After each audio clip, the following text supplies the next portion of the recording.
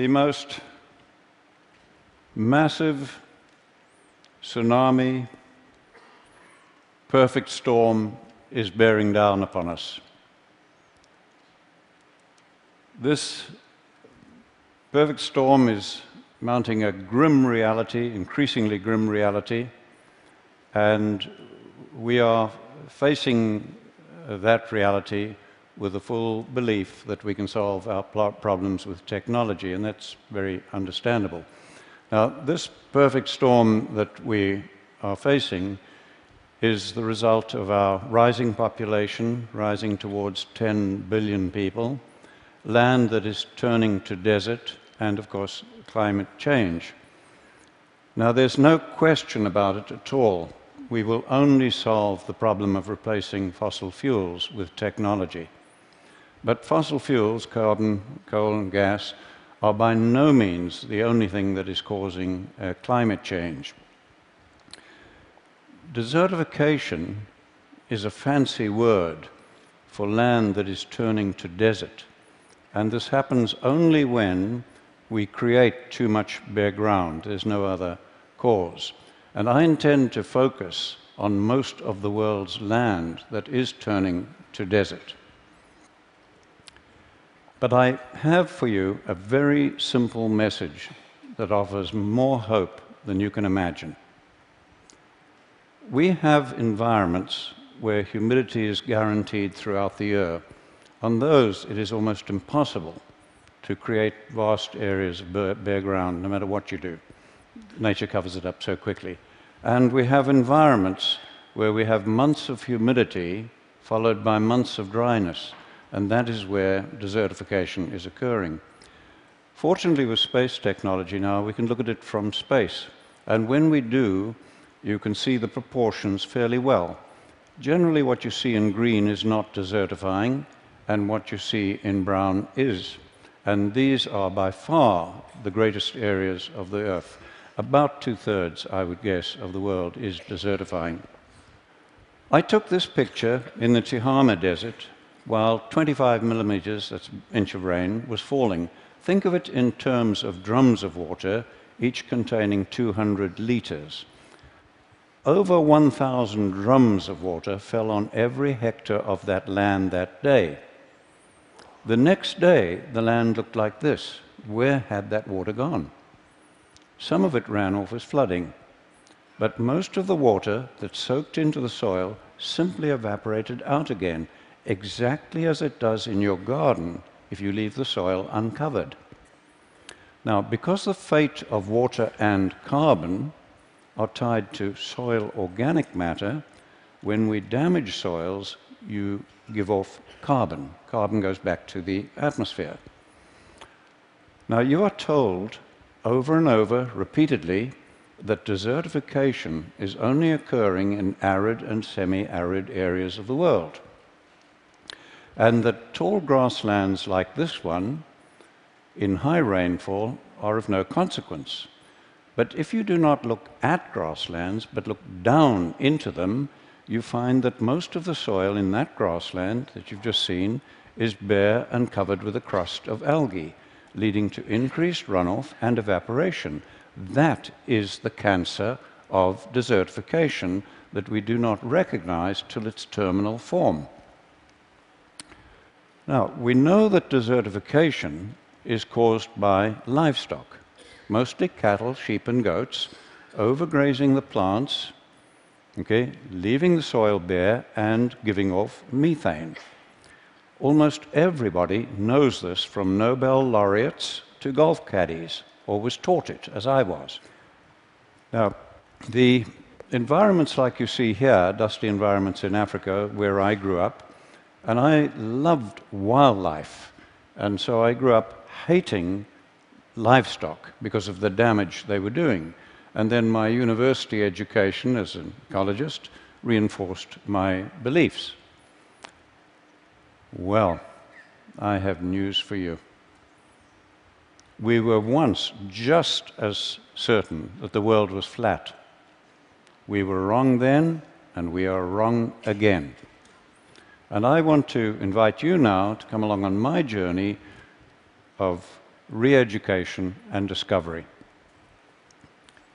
When I was a young man, a young biologist in Africa, I was involved in setting aside marvelous areas as future national parks.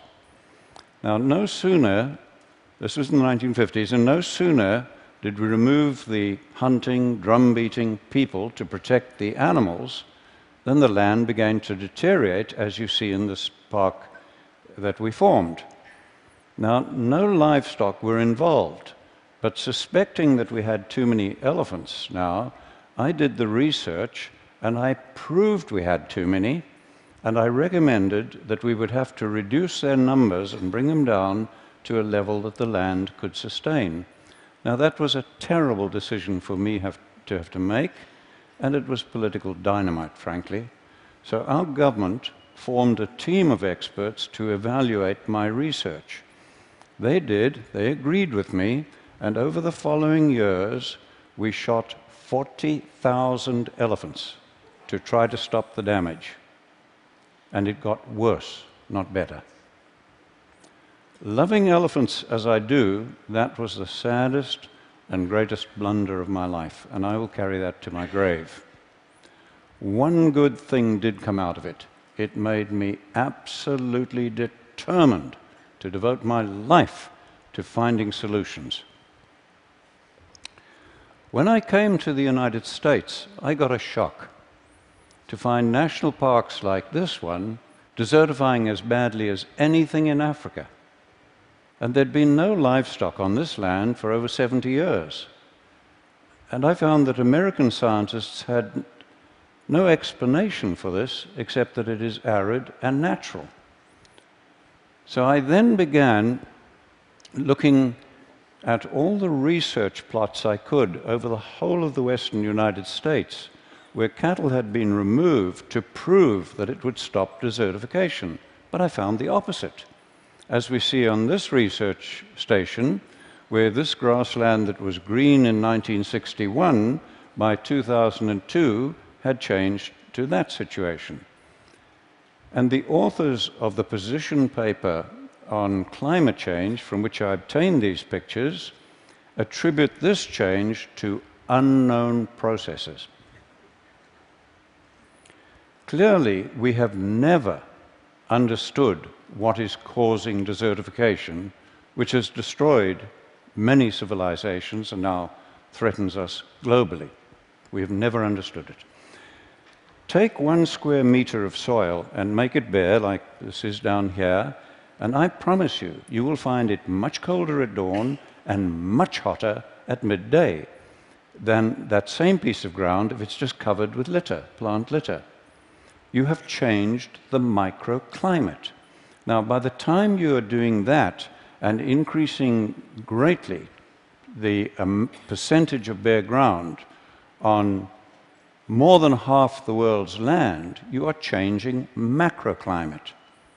But we have just simply not understood why was it beginning to happen 10,000 years ago? Why has it accelerated lately? We had no understanding of that. What we had failed to understand was that these seasonal humidity environments of the world, the soil and the vegetation, developed with very large numbers of grazing animals. And that these grazing animals developed with ferocious pack-hunting predators. Now, the main defense against pack-hunting predators is to get into herds, and the larger the herd, the safer the individuals. Now, large herds dung and urinate all over their own food, and they have to keep moving. And it was that movement that prevented the overgrazing of plants, while the periodic trampling ensured good cover of the soil, as we see where a herd has passed. This picture is a typical seasonal grassland. It has just come through 4 months of rain, and it's now going into 8 months of dry season. And watch the change as it goes into this long dry season.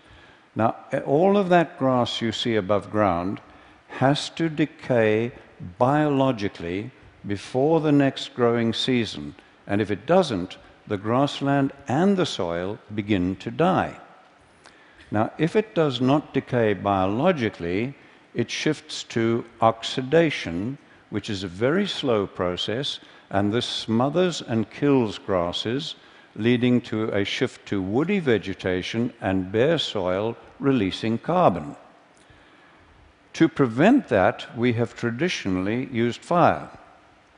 But fire also leaves the soil bare, releasing carbon. And worse than that, burning 1 hectare of grassland gives off more and more damaging pollutants than 6,000 cars. And we are burning in Africa every single year more than 1 billion hectares of grasslands, and almost nobody is talking about it. We justify the burning as scientists because it does remove the dead material and it allows the plants to grow. Now, looking at this grassland of ours that has gone dry, what could we do to keep that healthy? And bear in mind, I'm talking of most of the world's land now. Okay? We cannot reduce animal numbers to rest it more without causing desertification and climate change. We cannot burn it without causing desertification and climate change. What are we going to do?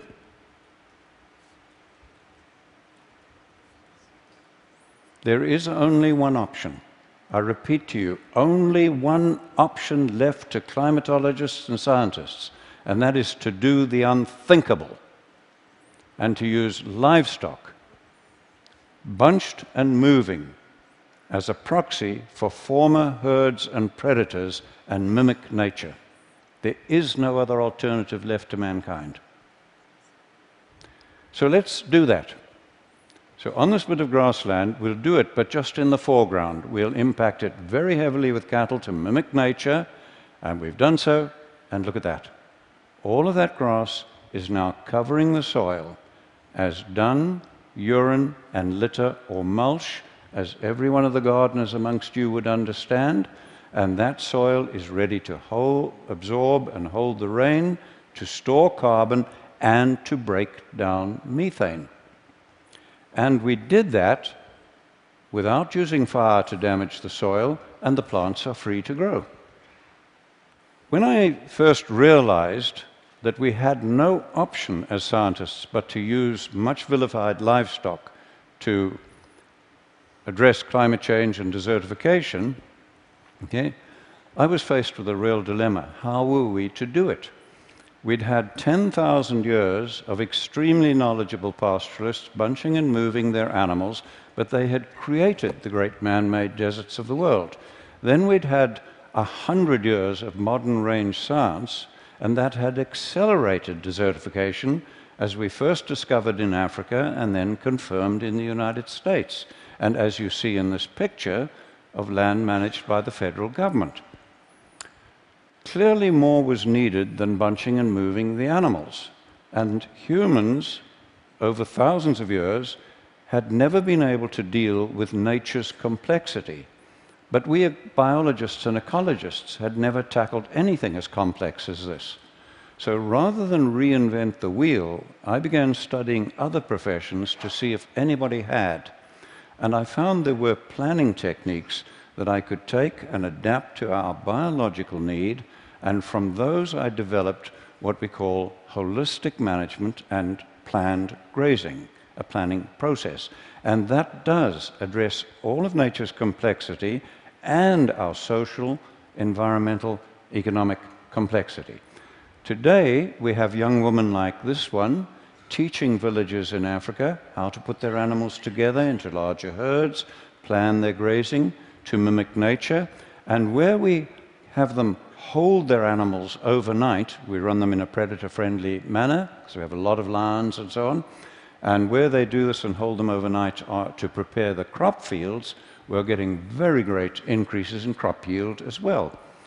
Let's look at some results. This is land close to land that we manage in Zimbabwe. It has just come through 4 months of very good rains, it got that year, and it's going into the long dry season. But as you can see, all of that rain, almost all of it, has evaporated from the soil surface. Their river is dry despite the rain just having ended, okay? And we have 150,000 people on almost permanent food aid. Now let's go to our land nearby on the same day with the same rainfall and look at that. Our river is flowing and healthy and clean, it's fine. The production of grass, shrubs, trees, wildlife, everything is now more productive, and we have virtually no fear of dry years. And we did that by increasing the cattle and goats 400%, planning the grazing to mimic nature and integrate them with all the elephants, buffalo, giraffe, and other animals that we have. But before we began, our land looked like that. This site was bare and eroding for over 30 years, regardless of what rain we got. Okay? Watch the marked tree and see the change as we use livestock to mimic nature. This was another site where it had been bare and eroding, and at the base of the marked small tree, we had lost over 30 centimeters of soil. Okay? And again, watch the change just using livestock to mimic nature. And there are fallen trees in that now because these are now, the better land is now attracting elephants, etc. This land in Mexico was in terrible condition, and I've had to mark the hill because the change is so profound.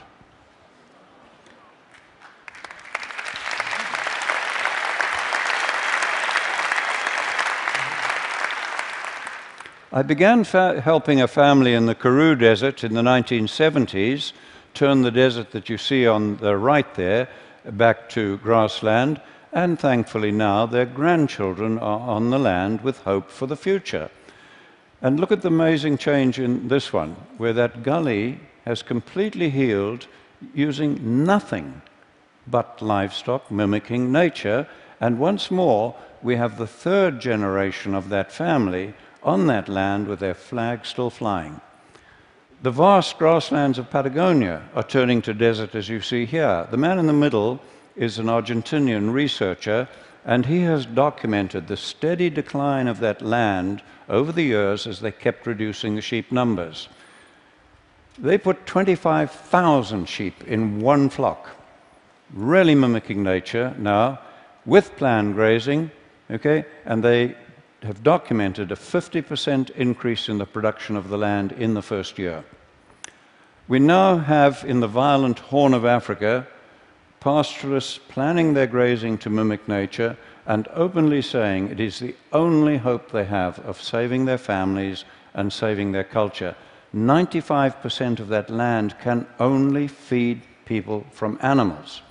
I remind you that I am talking about most of the world's land here that controls our fate, including the most violent region of the world where only animals can feed people from about 95% of the land.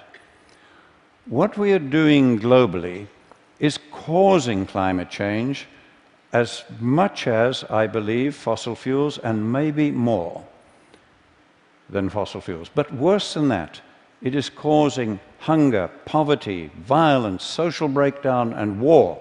And as I am talking to you, millions of men, women, and children are suffering and dying.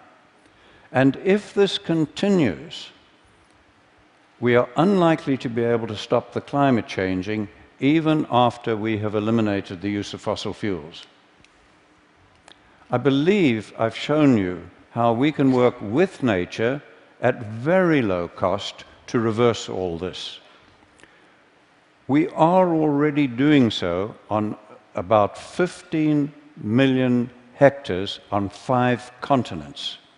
And people who understand far more about carbon than I do calculate that for illustrative purposes, if we do what I'm showing you here, we can take enough carbon out of the atmosphere and safely store it in the grassland soils for thousands of years.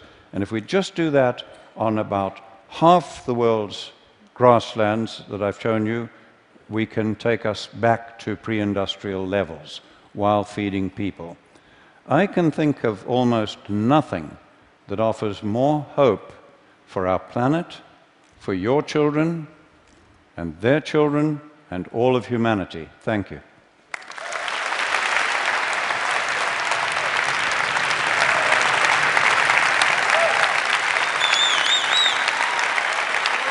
Thank you.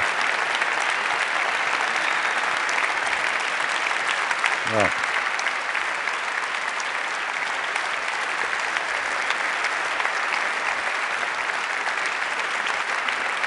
Thank you, Chris. Thank you. Thank you. I have, and I'm sure everyone here has, A, 100 questions, B, wants to hug you. I'm just going to ask you one quick question. When you first start this, and you bring in a flock of animals, it's desert. What do they eat? How does that part work? How do you start? Well, we've done this for a long time, and the only time we have ever had to provide any feed is doing mine reclamation, where it's 100% bare. But many years ago, we took the worst land in Zimbabwe, where I offered a £5 note in a 100-mile drive if somebody could find one grass in a 100-mile drive. And on that, we trebled the stocking rate, the number of animals, in the first year with no feeding, just by the movement, mimicking nature, and using a sigmoid curve, that principle. It's a little bit technical to explain here, but well, I would love to. Yeah. I mean, this is such an interesting and important idea. Yeah. The best people on our blog are going to come and talk to you and try and. I want to get more on this that we wonderful. Can share along with the talk. That is an astonishing talk, truly an astonishing talk, and I think you heard that we all are cheering you on your way. Thank you so much. Well, thank you all. Thank you all. Thank you, Chris.